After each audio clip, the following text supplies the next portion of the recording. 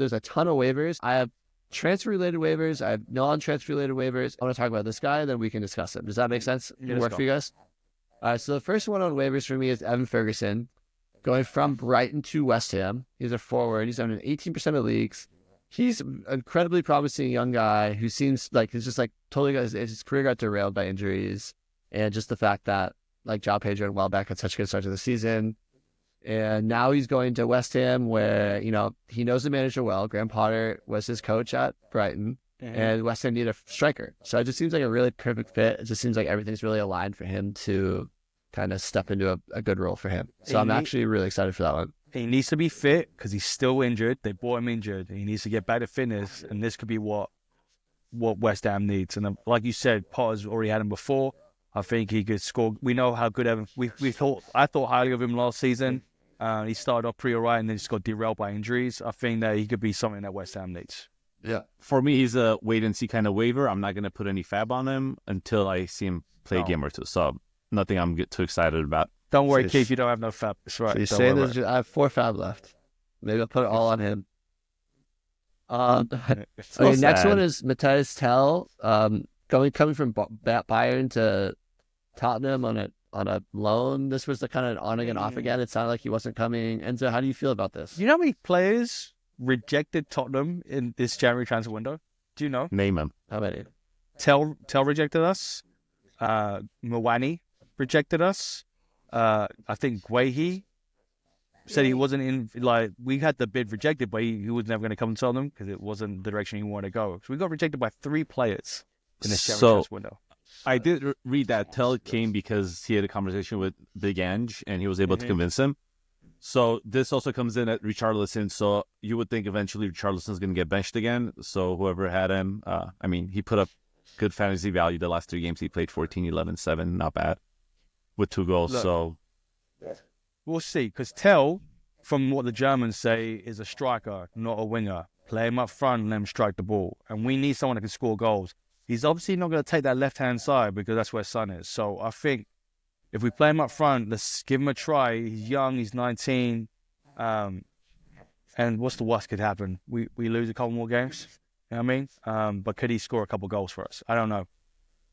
What I would say is if you have Tottenham, they got so many young players. So if you have any Tottenham players, at this point, what are they playing for? Might as well give the young guys a chance. So as a Madison owner, that's something I'm also worried about as well. This to me just kind of reeks of like a lot of hype and stuff, and could be potential like for it to not much to happen here. Well, look, the loan's only for 6 months, so there's a reason. They have a buy option. Yeah. They do have a buy option, but I just think that like, you know, it wasn't like he was getting starts and really knocking on the door at Bayern. Like, I think there might be more to this than we'll have to see, but also like maybe Ange will get more out of him and activate him. So I'm interested in it, but I think I'd rather personally go Ferguson than Tell. If I had to choose between the two for waivers, but I think Tell probably has more immediate upside just because of Tottenham's going to be creating more scoring opportunities than West Ham. Okay, yeah. But I think there's still question marks on exactly where he's going to play and kind of if he can really do it at this level. We'll see. You got to remember too, Bayern Munich has Sane. Who else is on that wing? Well, yeah, and then obviously Harry Kane. He's playing behind Harry Kane. Olise. Yeah. Like, it's gonna be tough. Elise, it's gonna be tough to get into that team at 19. It is. You're right. Okay, next name on here is Patrick Dorgu, the Manchester United left wing back. He, I mean, we've talked about it a bunch, but wing backs are a cheat code in fantasy, and United desperately needed a left wing back. Will the adjustment take some time? Very possibly. He might not. Even if he gets thrown in right away, it may take him a little while before he gets like good, you know. But I think just even on a mediocre team like United is a mediocre team, wingbacks are still worth owning. What did I say? No, I love what you said, Jake. I'm completely right. Okay. Mediocre, definitely mediocre. Mediocre. So worth owning though. So wingbacks. Yeah. No, I think in the way that Amorim wants to play, I think wingbacks are vital. So this is his first, real buy. So this is someone that he wants to play in a position and has an idea for what this position should be, which is very attacking. And I think if Dorgu can execute what he wants and make it in the Premier League, he's got there should be some big points there somewhere. I also think this will activate Dalot a little bit, because I could see Dalot now coming in on the right side, because I have a feeling Mascherano will probably play center back more. Yeah. So I think Dalot comes on the right side, and that's his favorite position on his favorite foot. and I think that'll lead to more certain opportunities for him. Just Yeah. just as like a note in this one too. Do we think Luke Shaw's going to play again this year? Because he's practicing with the team again. I don't know. I just can't trust it. I mean, they didn't buy this guy to have him play behind Luke Shaw. They didn't pay 30 mil for it to have him be Luke Shaw's apprentice. No. You know. And Amarin doesn't seem like that player where he's going to buy a backup right now. He's buying starters. Yeah, for sure. All right, next one, Marco Asensio. This was kind of an odd one, going to Villa. You think he'll be classified as a forward for sure? Definitely. I don't know. Midfielder? I think I put forward or midfielder. I wasn't sure what he was going to be classed as. Tico probably have a better idea than that, but we've seen him do it against English sides in the Champions League. But can that be week in, week out against these like lower level leagues, that lower level teams like Man United who are just going to kick your legs? You know what I mean? I don't know. We're going to see, but I think Asensio, he's a talent. We already know that. Where does he have more value, as a forward or a midfielder? Midfielder. Midfielder. Because there's just midfielder scarcity. There's more scarce. Mm-hmm. I was looking at his like returns in Ligue 1 for PSG, and they're just like very mediocre. He's played in 12 matches in 24-25, which is not a lot. So he's not like locked in a position. And he has 2 goals and 4 assists. That's fine. Not bad, mate. Not bad, but it's six goal contributions, mate. It's the French league. Yeah, you're right. It's the French league. Okay, sorry, Farmers League. So it's Farmers League. But yeah, so I like a little concerning. The year before, the full 23-24 season, he played in 19 matches only, which is not a lot. No, and he had 4 goals and 5 assists. So again, not bad terrible, numbers, but I'm just saying now he's going into the Premier League, which we assume is a much tougher. But you league. got to remember too, he's also going to Aston Villa, and I think this could work out, like you said, for Ollie Watkins if he plays. That also pushes out Bailey. Bailey's gone. I don't know where he's going to be playing no more, and they'll be able to slot in these wingers that'll cut down the sides. You know what I mean? Same as last season, like you said with Diaby and Bailey, the way they played. I think this could be a good return for both the striker and the winger. And yeah, it seems like Emery's done a good job of getting guys that like knowing how to use them for the most part. So kind of got to trust the process a little bit. He's also only 29 with a ton of Champions League experience, and his last 2 years at Real Madrid, he scored 9 goals and 10 goals while now playing the whole 90 minutes at all times. So, what position was he playing for Real Madrid when he was playing there? Right wing. Right wing. Yeah. So he comes to the side and he's fucking that magical left foot of his. What a shot! Could have been that magical if he got kicked out of Real Madrid, but I mean, I think Gareth Bale. I think they know how to move players on pretty well. Rashford to Villa, we'll see what happens here. The thing about it, Asensio on the right, Rashford on the left, Watkins in the middle. Does that not sound a little bit dangerous to anybody else? That sounds like 2 guys that don't want to work hard on the right and the left, and then Watkins trying to work hard and press off the ball and then not working out. Oh, they're not going to press. They're not going to press. Exactly. They're not going to press. They're not going to press. So it's not going to work.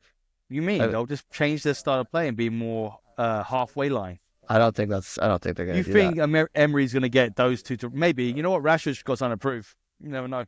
I think Rashford is going to have to show more in that way, like work harder to have any chance. I think that's been his issue at United, is that he's kind of like really like placid in what he's doing, really complacent. But that's just not fair, is it? I think something bad happened at United, and the last couple of years has been horrid for him. I think he needed a new club. We said he needed a new club. I think Rashford would be, if he's probably already picked up by most leagues. You know what I mean? Especially a bunch of Man United fans that were just hoping him. Now I'm hoping the anger drop him so we can pick him up. No, he'll be owned. You think who owns him and all? Is it Derek? I wonder if I send a trade to Derek, if he'll give him up. Yeah, that's Derek. He's owned in almost 80% of leagues. It's not really work about a waiver. It'd be like if you were gonna trade for him, what would be like a viable piece? Like, would you trade like Anthony Elanga for Rashford? No. You keep Elanga, right? You keep Elanga. I think so too. Yeah. Danny Welbeck. Yeah, but no one's gonna. No, yeah, I would trade Rashford to Welbeck. Yeah, sure. I would too. Okay. Yeah. What's that middle ground? What's like the maybe? What's his name? Delap. I would take Rashford over Delap. I think the upside's there. I'm just saying it's the middle ground. What about Wissa? Ooh. Or Raul Jimenez or Jean-Philippe Mateta? Why would you trade for Rashford? Why do you want that headache? I kind of agree. It's just I'd rather have the known Mateta. It's the risk. But what's his ceiling? What do you think his ceiling will be? Rashford? Yeah. you've seen what he can do before in the past. I know it's 2 years since he's done that, but I've also seen what ceiling. Asensio did in the past. I could just pick him off of waivers instead of trading for a fucking Rashford. Okay. Yeah, but not everyone has the luxury of being able to pick him off. The only way Rashford would have value is if Watkins is out for a while and then Rashford gets more playing time. And it's played through the middle, which he hates. He fucking hates. Doesn't matter. I mean, this is like his last fucking chance before he goes to Saudi. Or MLS or something. Yeah, pretty much. Yeah, All right. Yeah. Okay, so those are my key waiver pickups. And now let's go into some non-waiver my key transfer pickups. Those are my key transfer pickups. And now let's go into some just some non-transfer waiver pickups that I have on here. We've kind of talked about a lot of these guys, but first one is Beto, owned in 30% of leagues. He's a forward with the Calvert-Lewin injury. He's come in and scored a brace. Hit a really horrible dry spell that really killed his confidence, but Everton paid good money for him, and there's scouting by all reports that he's a good player, and if he can kind of figure that out and start scoring goals, and Moyes is there, maybe Moyes can kind of unlock him. I think there's potential here. No, there's definitely potential. You got to hit it, strike it while the iron's hot. And you know, you've said this before, Keith. Go with the form and go with it now. And if he can carry on this form, this could win you a couple games. I think in this Everton side that with Moyes at the helm, that's a little bit more attacking and not as defensive. I think he has an opportunity to score, especially now that DCL is out. Gives him more opportunity to play more games, more minutes, because they really have no choice. Yep. Next on here, Jed Spence, Tottenham. We talked about him, under 30% of leagues. He's just quickly becoming a very highly rated defender. I think the biggest thing for me was just the fact that he's shut down Mbeumo so effectively in that Brentford game. And he's scoring points, and he's he's creating, he's attacking. I think it's getting to the point where I don't know if Udogie comes back, I don't think Udogie's starting. Look, I like Udogie, I love his energy, but honestly, attacking wise, you're getting more out of Spence. Defensively, you're getting a lot more out of Spence, even with him playing on the left hand side, which is in his natural position. And Dorgu, I don't even know when he's going to come back. He's still injured. So Jed Spence is taking full control of his opportunity to play in this Tottenham team, and he's scoring points. Also, there are some defensive reinforcements on the way for Tottenham, so that might just ease up the goals conceded, which has been the big negative for Tottenham. Yeah. With Van de Ven back, obviously Jorgensen's out. Romero, it sounded like he was back, but now it seems like it might be it stayed week by week to week. But then they have this new signing as well. So Danso. So we'll see about him. Yeah. So I like that. I like Jed there. Next one on here is just a combo: Lewis Skelly and Nwaneri for Arsenal. I think both the young youth players are having a moment. Seems like good pieces if they start. The question is if they're really going to lock down those positions and start. I mean, there's a path for both of them, but no guarantee. Yeah.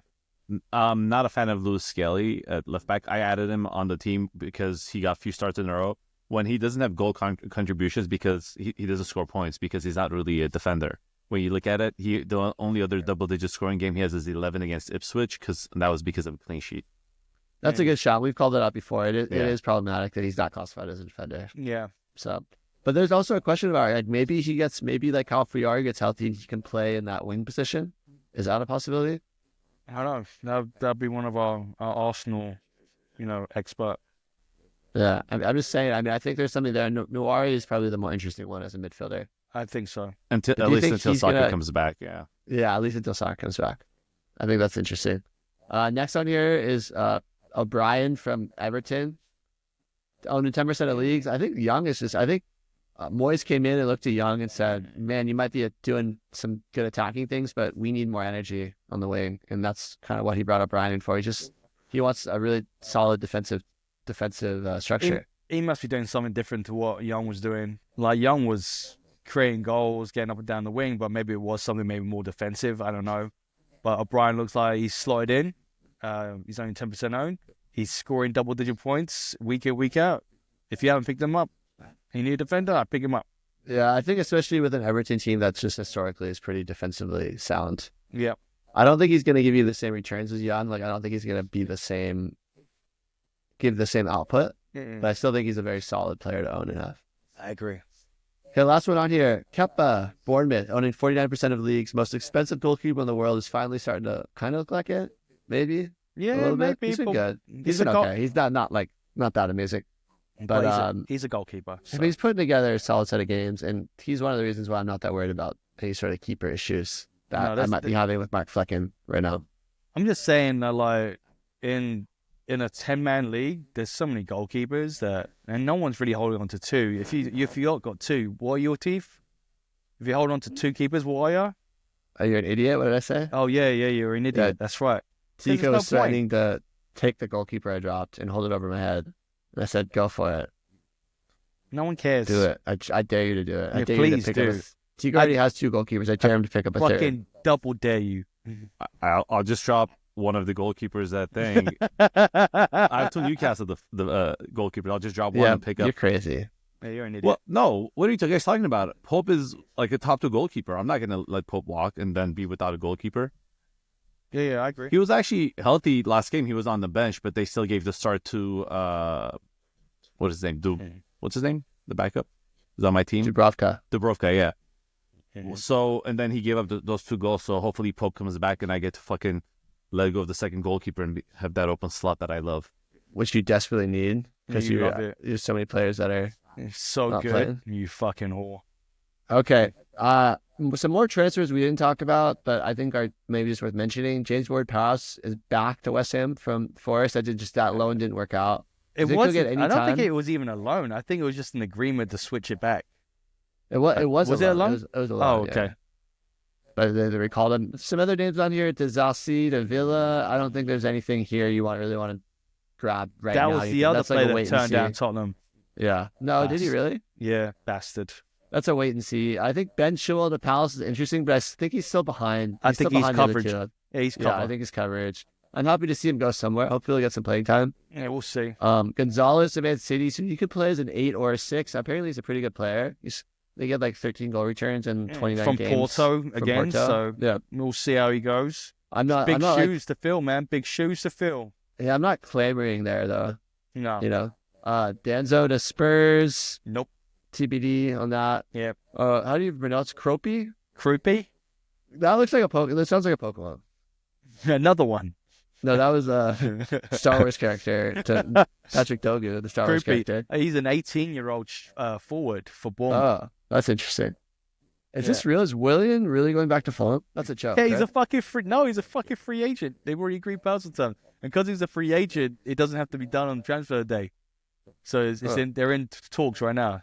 So as soon as they're like hang out, be a good send good vibes. Shit, I don't know. Did Fulham have any injuries we don't know about? No. Oh, Harry Wilson. Oh, okay. Maybe a little cover there. There you go. A couple other things. John Duran went to Al Nassr in Saudi League. A little bit of disappointment because he was an exciting guy, but I think anyone who's willing to go to Al Nassr at 21, let him go. Bro, he didn't want to play at Villa because he wanted to play second fiddle to Ollie Watkins. We all know who's going to be playing second fiddle to now, right? Cristiano Ronaldo. They'll probably play together. There's no way they're paying that much money for him to not start games.